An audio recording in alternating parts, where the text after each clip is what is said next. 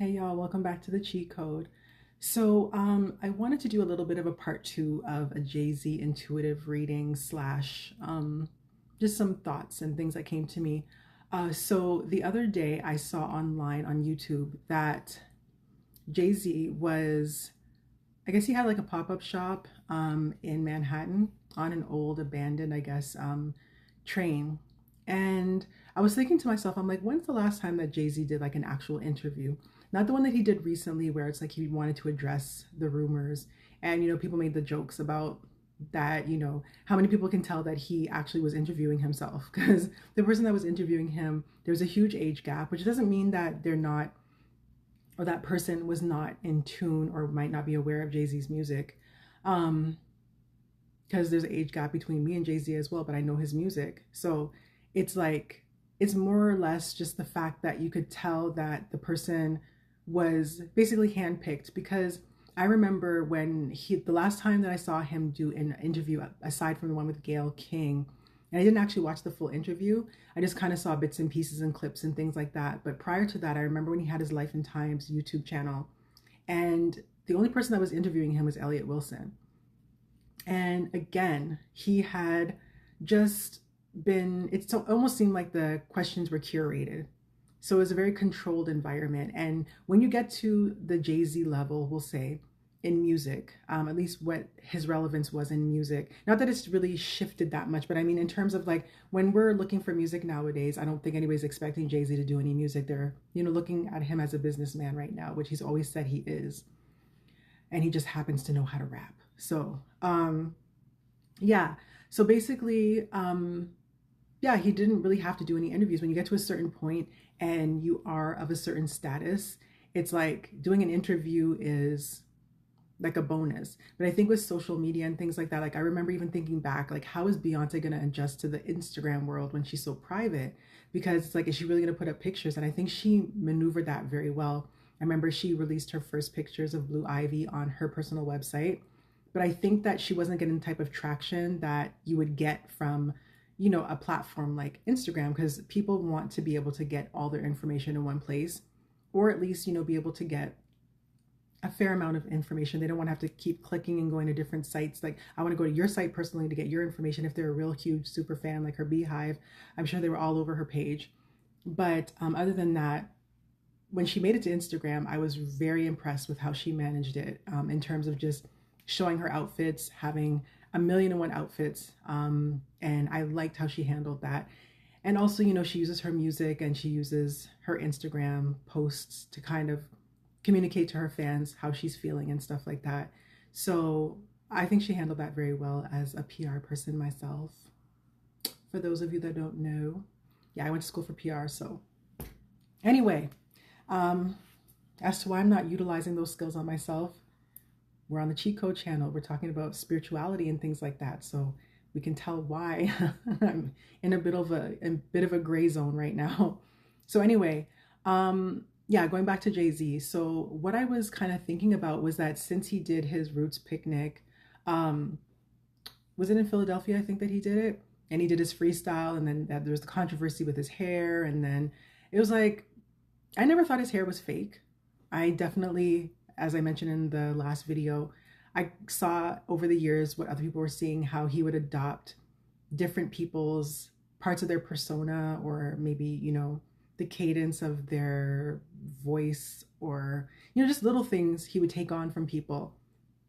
Some people might go as far as calling it energy siphoning and all kinds of things like that. But yeah, I feel like after the Basquiat era, when he started having the thicker dreads, and then when they showed him actually getting his hair combed out, I still haven't watched the full video, but again, more clips.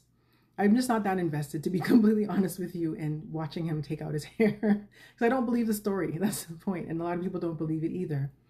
Hire me. I'll be able to tell you what to do. I'll be able to tell you what to do, because there's so much psychology that's involved if you're trying to lie to people. Not that I lie to people, but I'm saying there's so much psychology involved in PR, that there's legal stuff. There's so many aspects to it that you can't just pull the wool over somebody's eyes. I'm not saying that what he said is not true, because I can't say yes or no one way or the other unless my spirit guides tell me or my intuition tells me something and it later turns out to be true. But aside from that, yeah, I saw the part when they were combing out his hair. Well, Beyonce was, I guess, I don't know whose hands it was because they weren't showing the face. They were just showing his hair, the ends, after he had like the thick dreads.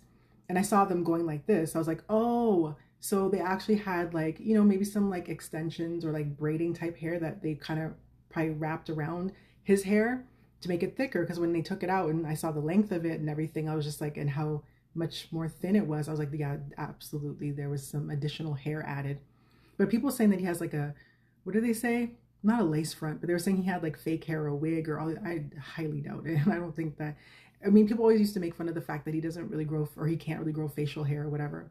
So I don't think that his hair was obviously that thick, but I also do not think that he was wearing a wig. All that to say, I am very curious after his, you know, I wouldn't even call it a diss. A lot of people say that he was like, he did like the freestyle and he was dissing so many people. And it was disses, but I think that if you know Jay-Z's history, that's how he kind of addresses things. He, just like Beyonce, addresses things through his music. He doesn't have to sit down and do an interview or release a statement. I mean, with the legal issues in the recent past, he has put out statements, but I don't think that he's not from that era, and he's not from the time when he was at the height of his career. And even when he was gracefully bowing out of things to move on to other ventures, he still wasn't really doing interviews. Like, it wasn't necessary. He was Jay-Z. So it's kind of like, you hear Jay-Z, you don't really have to introduce yourself or promote anything. It's like, off the strength of your name alone, you're going to sell things. But now, I guess in this era, super hyper consumption, quick, get to the point kind of consumption, no one's really gonna, just be like, okay, it's Jay-Z, I'm gonna buy everything he says, buy into everything he says, buy everything he is selling, things like that. So I was wondering, since people were talking about the fact that no one has really responded to his quote unquote diss, who is he gonna put on his album? I remember when Drake was going through his situation with Kendrick Lamar, how he kind of went back to some old people that he had issues with. I wouldn't call them beef because, we heard Biggie describe beef, and I think that that's enough to say what beef actually is. So when you have those type of problems, I think that's beef. But when you just have little issues or little spats with people, and as far as Drake took it, with Meek Mill, I think that he deserved a little, like a little, if you have that type of background, when your mom just like pinches and twists you, like, you better not.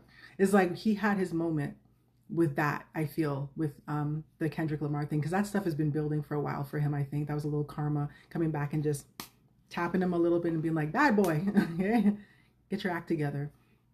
So yeah, going back to the whole Jay-Z thing, I was saying that with Drake, I feel like when I saw him, when he had like his back against the wall and how people were turning against him, it's kind of like he turned, well, this was actually the Pusha T era, we'll say that. He kind of started to befriend all the people that he had fallen out with. You saw him reconnecting with Chris Brown. You saw him reconnecting with a whole bunch of people that, even with Meek Mill, like just connecting with everybody that he had taken issue with. Because I guess it's like, again, psychology, where it's like, you have no friends. You start looking at the situation. You're like, you know what? Was it really worth it? Or did it really have to go there? Or did I put shit there? Or like, So I wonder who Jay-Z is going to have in his corner, who he's going to put on his album, because I really don't feel like he can sell albums right now off the strength alone of just him being on an album. I think getting some amazing producers would work. I mean, Nas has done it single-handedly.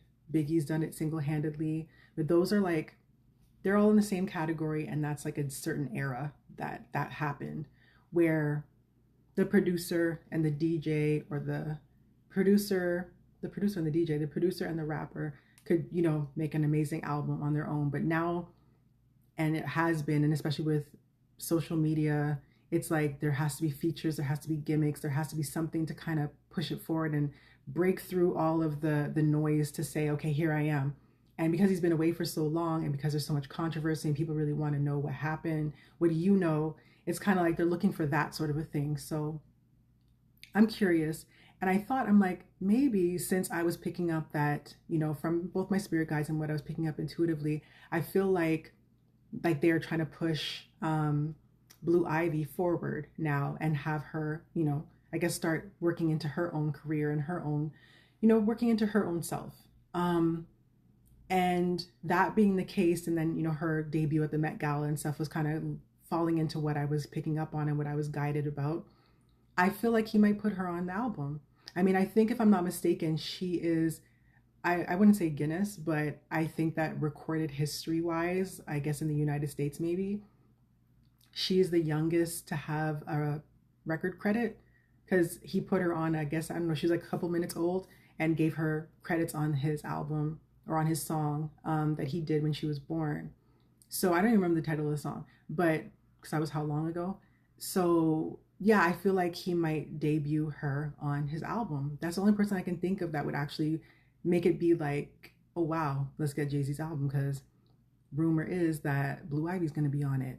So other than that, I have no idea. If you have any idea of who you think is going to be on the album, put it in the comments below. If I get any other messages or pick up anything with my antennas, then antennas, I guess I have multiple, then I'll come back and do a little update. But other than that, yeah, that's just what I was thinking. I was just like, who could he put on the album? Because even at the Roots picnic, it's like, he kind of had to essentially dig in the crates. Like, who do I not have issues with?